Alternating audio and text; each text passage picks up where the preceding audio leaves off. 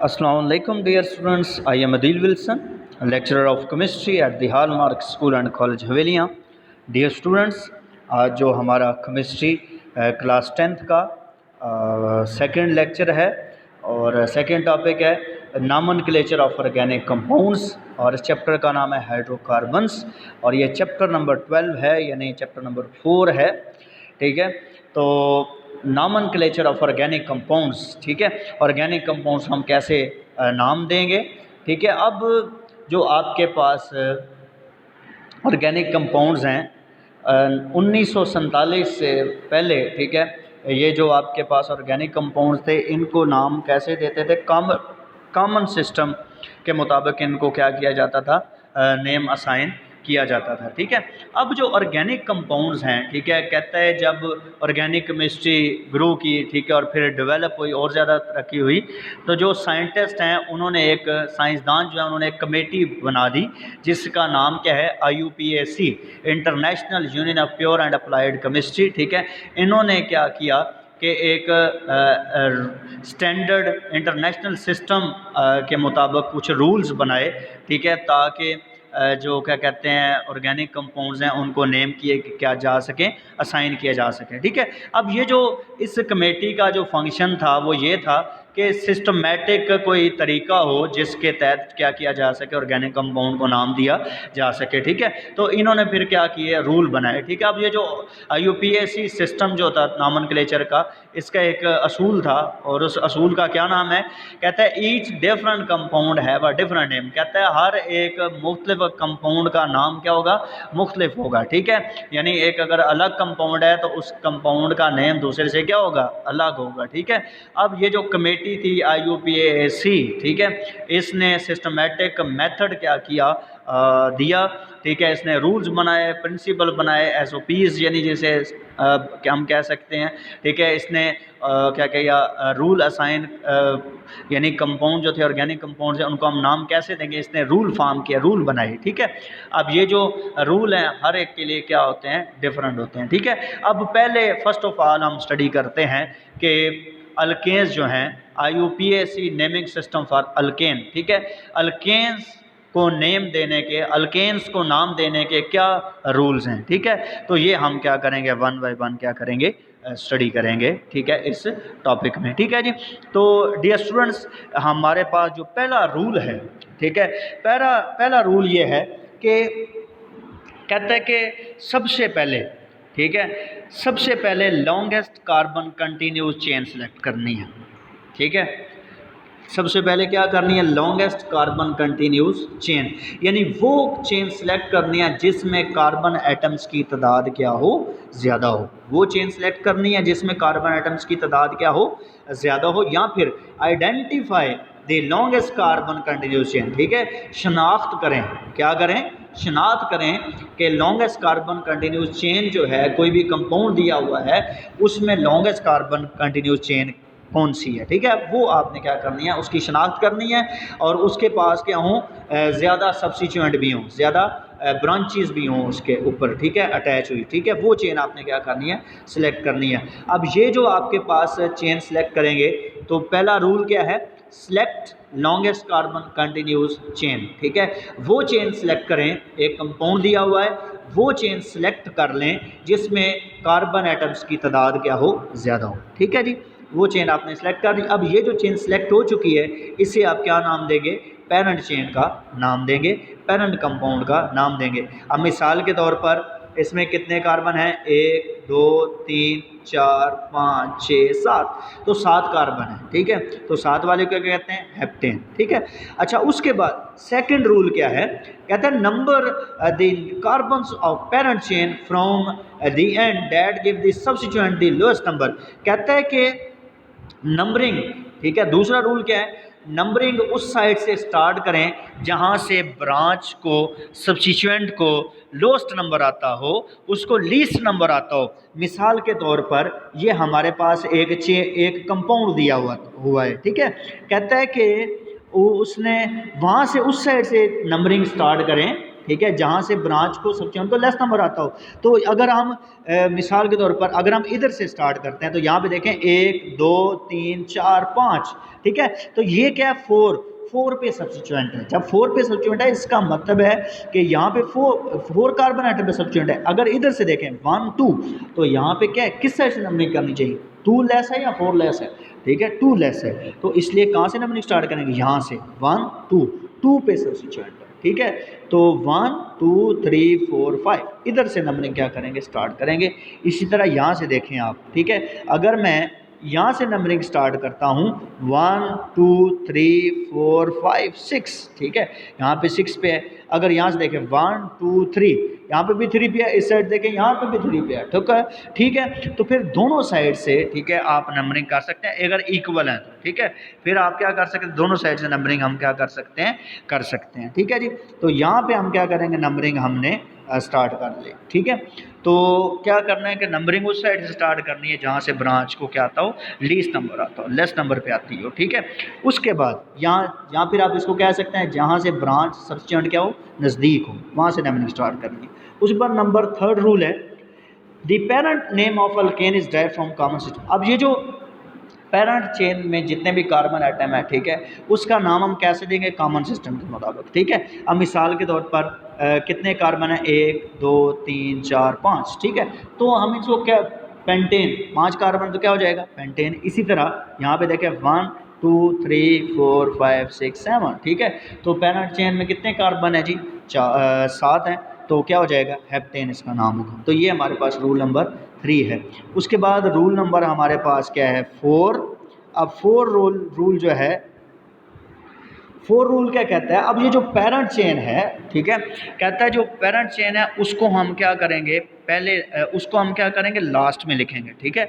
जो parent chain है या जो पेरेंट कंपाउंड का नाम है उसे क्या करेंगे, लास्ट में लिखेंगे, आखिर में लिखेंगे, और जो सब्स्टिट्यूएंट्स हैं उनको हम नाम क्या देंगे, पहले देंगे। अब मिसाल के तौर पर ये एक कंपाउंड दिया हुआ उसने, ठीक है, 1 2 3 4, ठीक है, और ये एक हमारे, ये जो चेन हमने क्या कर ली, सिलेक्ट की, तो पेरेंट चेन में कितने कार्बन है, 4 कार्बन है, तो 4 क्या हो जाएगा, ब्यूटेन, ठीक है। तो ब्यूटेन इसका नाम है पेरेंट कंपाउंड का, ठीक है, उसको हमने लास्ट में लिखना है। उसके बाद सब्स्टिट्यूएंट, ठीक है, सेकंड कार्बन है, सेकंड 2 है, ठीक है, 2 पे क्या लगा हुआ है, CH3 क्या होता है, मिथाइल है, 2 मिथाइल ब्यूटेन।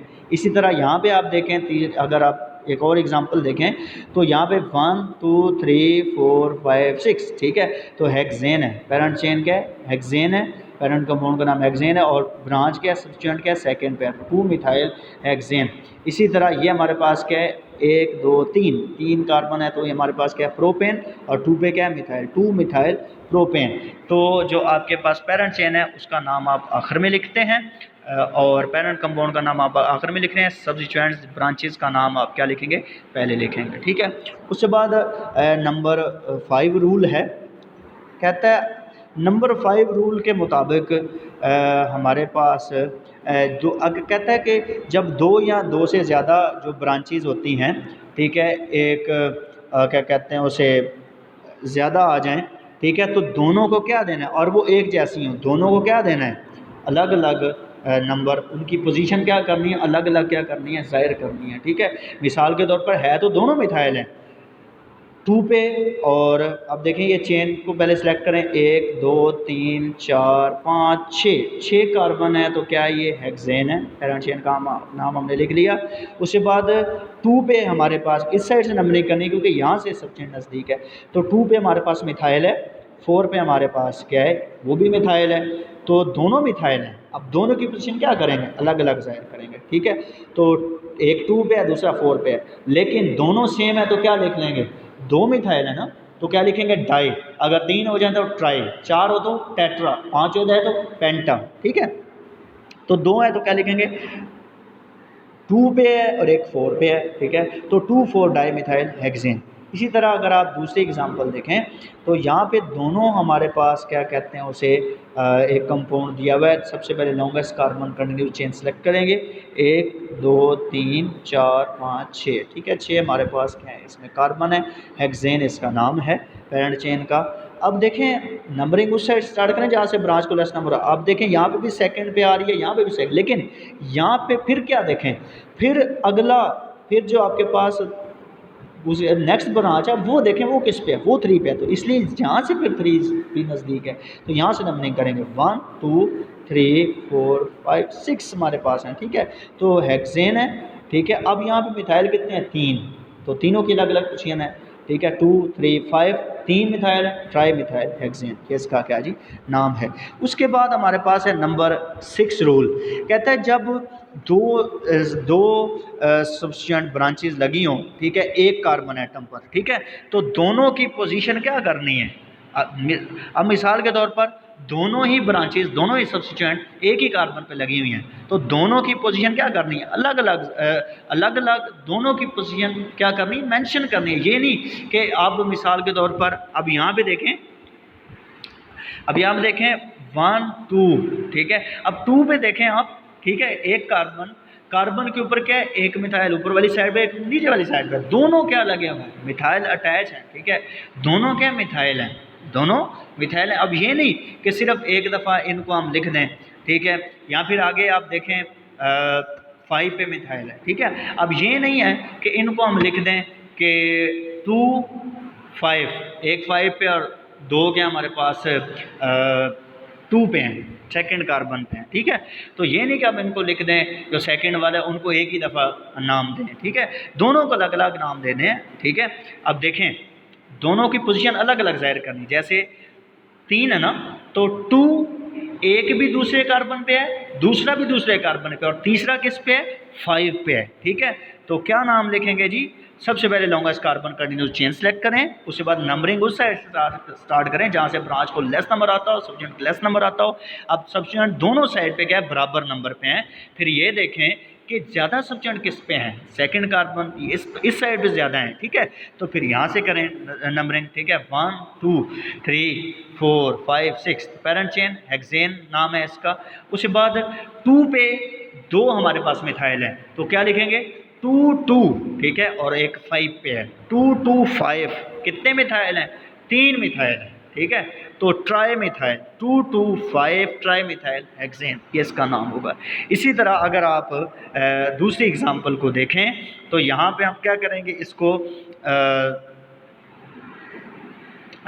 सबसे पहले लॉन्गेस्ट कार्बन कंटिन्यू चेन देखेंगे, 1 2 3 4 5 6, तो 6 हमारे पास कार्बन है, पेरेंट चेन के हेक्सेन है। 2 पे क्या, उसी तरह 2 मिथाइल है, एक 4 पे है, ठीक है। तो 2 2 4 ट्राई मिथाइल हेक्सेन, तो ये इसका क्या होगा जी नाम होगा।